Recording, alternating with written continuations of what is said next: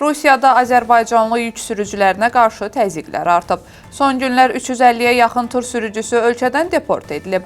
Məlumata görə problem əsasən Rusiyanın cənub bölgələrində, Stavropol vilayəti və Dağıstanda müşahidə olunur. Ərkivan Transport şirkətinin rəhbəri Abdullah Abdullayev bildirib ki, Azərbaycanlı sürücülər həmin ərazilərdə yerli sürücülərlə eyni yükü daşıdıqları üçün məqsədli şəkildə təzyiqlərə məruz qalırlar. Heç kəsi biz bugünkü gün yola göndərə bilmirik. Hamısının borcu var, hamısının krediti, bankı var.